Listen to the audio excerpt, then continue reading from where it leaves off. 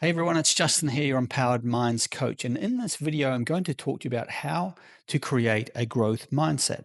And it's important to create a growth mindset because it allows you to embrace challenges, to view failures as opportunities to learn, and to continuously improve your life on your own terms rather than feeling stuck.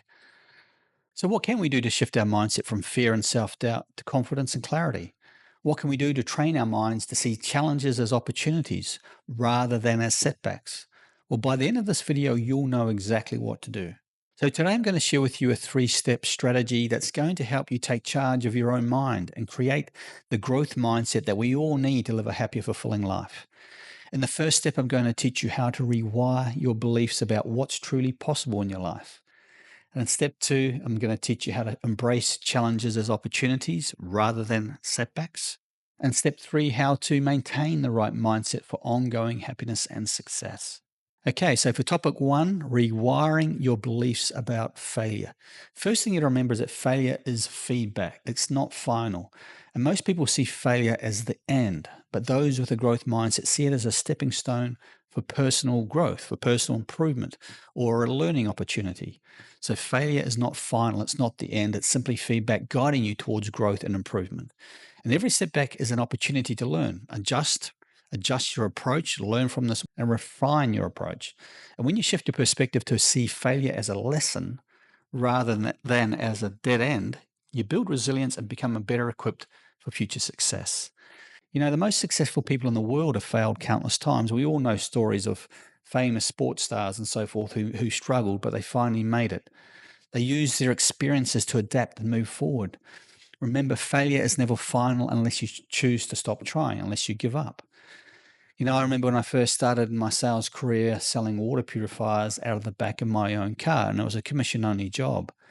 And I could honestly say I was terrible at the beginning. You know, I was so nervous and I made so many mistakes along the way. I failed miserably, in fact, at first. And in fact, I thought that I was going to be fired on a few occasions. Nothing seemed to work.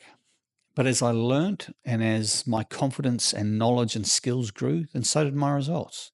I could have easily given up, but I wanted to do well. And I slowly but surely became very good at what I was doing. And as my results exploded, I began training other reps with the knowledge that I had acquired. And I loved seeing their results improve as well. So, in essence, we need to reframe what we deem as a mistake. We shouldn't be so hard on ourselves because they're not really mistakes. They're just stepping stones towards what our desired outcomes are. You know, reframing what we deem as mistakes is essential because, our perspective shapes our future growth and resilience. So instead of seeing mistakes as failures, we should view them as valuable learning experiences that push us forward. So every misstep offers insights into what works and what doesn't. And we learn from this, allowing us to adjust our approach, say different things to people, and refine on what it is that we need to improve on. And when we shift our mindset to embrace mistakes as stepping stones rather than roadblocks, we remove fear and open the door to greater creativity, confidence, and courage. And this leads me on to my second topic, which is embracing challenges as opportunities. You see, our brain is wired for comfort, but unfortunately, for many people, their growth happens in discomfort. You know, look, I get it. No one feels comfortable being uncomfortable. I know. I hate it myself. It rattles me. It can shake me to my core. But if you look back in your life, you'll find that every breakthrough that you ever had, whether it was in a relationship, whether it was at your work, or even in a sport, it was when you were out of your comfort zone. And it basically scared the crap out of you. You know, we resist challenges in life because they push us beyond our comfort zones. And it triggers fear, self doubt, anxiety, and uncertainty. And sometimes it knocks the breath out of you and you don't know what the hell is happening. You know, our brains are wired for safety and predictability. So when we're faced with any kind of obstacle or challenge or change in any way, we often fall back to our safe, destructive default settings in our minds and revert to avoidance rather than confrontation. We put off all those things that we know we should be doing, all those things that we know should be confronting, but the fear rises in our minds, and this keeps us stuck. It keeps us on a treadmill. And we all have stories of this in our lives. You know, challenges force us to confront the truth about what is, to confront our limitations, to confront our beliefs, all of which can feel bloody uncomfortable and overwhelming. I get it. But when we learn to embrace change or challenges in any way, any challenges that we're faced with, instead of fearing them, we discover new strengths that we often didn't know that we had.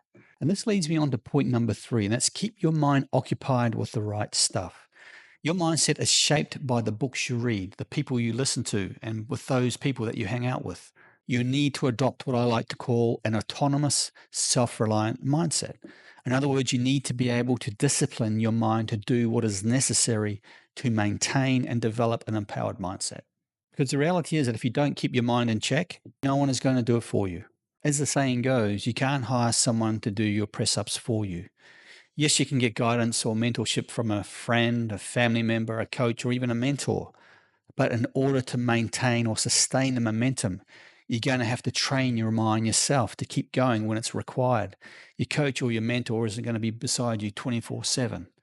When I was selling on the road, I used to listen to inspiring CDs. Yes, CDs. This is going back way back. And I read a lot of books on sales and psychology and motivation, inspiration. YouTube was just starting out then, so I didn't really watch the videos off that. But I wish I had it back then.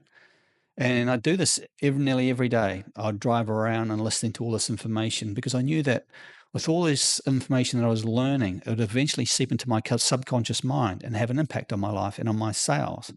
And it did. It was uncanny because the more I learned, the more my sales increased. In fact, I was once told that the personal development and income pretty much go hand in hand, and it's true. Okay, well, thanks so much for watching. I hope you enjoyed this. If you found this video helpful, please share your experience in the comments below. I'd love to hear what your thoughts are on this video. And if you have any tips for me as well, I'd love to hear it. And if you like a free copy of my Magical Mind Secrets or a one-on-one coaching session with me personally, please click on the link below in the description. Please like, share, and subscribe. If I have any new videos that I'm posting, you'll be first notified of this information. Thanks for watching. Talk soon.